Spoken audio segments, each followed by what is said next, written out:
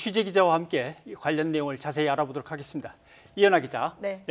오늘 전광훈 목사에 대해서 압수수색도 진행됐다고 방금 소식이 있었는데 경찰 수사가 어떻게 진행되고 있습니까? 일단 사랑제일교회 측 방역 방해 혐의를 수사하는 경찰이요. 오늘 오후 4시 반 성북구 장이동 소재 전 목사 사택 등 교회 관련 시설 4곳에 대한 압수수색을 진행을 했습니다.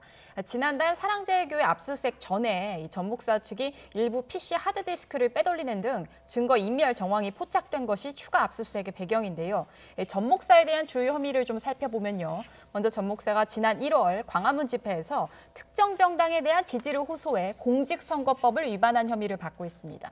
이와 관련해서 경찰이 이제 어제 이 전 목사를 공직선거법 위반 혐의로 검찰에 송치한 상태입니다. 또 전 목사는 역학조사를 방해해 감염법 예방법을 위반한 혐의도 있는데요. 사랑제일교회에서 집단 감염이 발생했지만 조사 대상 명단이 일부 누락 또 은폐한 혐의입니다. 여기에 코로나19에 의한 그 자가격리 조치도 위반을 해서 서울시와 중앙사고수습본부로부터 고발을 당하기도 했습니다. 예, 그래서 전 목사에 대해서 구상권 청구가 지금 줄줄이 예고돼 있는 상태죠. 네, 일단 이미 지난달 31일에요. 국민건강보험공단이 이 사랑제일교회 관련 확진자 1000여 명, 총 진료비가 65억 원 정도로 추정된다면서 앞으로 구상권을 청구하겠다라고 밝혔는데요. 지금까지 보면 이 코로나 치료비의 80%, 진단비의 최대 70%를 건보공단이 부담을 해왔는데 이 사랑제일교회의 경우를 보면 이제 진료비 65억 원 중에 공단 부담 진료비가 55억 원 정도로 추정이 됩니다. 또 지자체들도 구상권 청구를 속속 준비 중인데요. 말씀드린 대로 이제 서울시와 경기도가 구체적인 청구 액수를 검토하는 등 법리 작업을 진행 중입니다. 또 여기다가 사랑제일교회 인근 소상공인들도요. 매출액 감소 등의 그 손해를 봤다면서 교회를 상대로 집단 소송에 나서기로 한 상황입니다. 예. 네. 그래서 수감 중인 사람을 나와서 어떤 행동을 벌일지 뻔히 알면서 왜 보석으로 풀어준 거냐. 보석 조건을 어길 것도 뻔한데 이런 이제 원망도 있었고 빨리 그럼 지금이라도 재수감 시켜야 되는 거 아니냐 여론도 있었는데 이건 어떻게 진행이 됩니까? 일단 전 목사 관련해서 좀 쭉 살펴보면요. 공직선거법 위반 혐의 등으로 해서 지난 3월에 구속 상태로 재판에 넘겨졌는데 당시 건강상 이유를 호소하면서 조건부 보석이 받아들여졌습니다. 하지만 검찰이 전 목사가 이 보석 조건을 위반했다면서 지난달 16일에 보석 취소를 법원에 청구를 한 것인데요.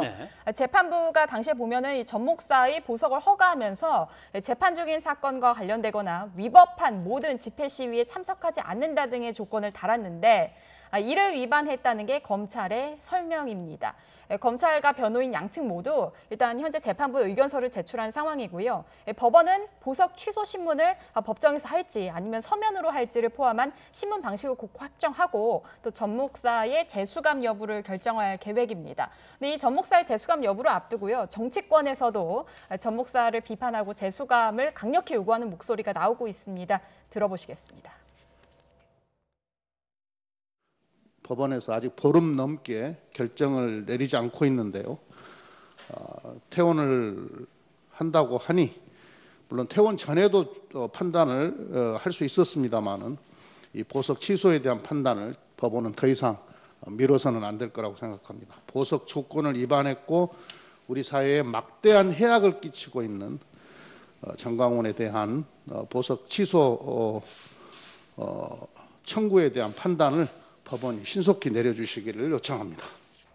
네, 앞서 설명드린 것처럼 이 전 목사 재수감 여부에 대해서는 법원이 곧 결정할 예정인 가운데 그 결과에 대해서도 많은 여론이 관심이 쏠리고 있습니다. 네. 예. 일단 재판부가 그건 결정할 문제고요. 또 본인의 정치적인 소신이 있다면 정치적인 목소리를 내는 것도 어쩔 수 없는 문제인데 코로나19 방역에 관해서만큼은 좀 적극적으로 좀 협조를 해줬으면 하는 바람이 간절합니다.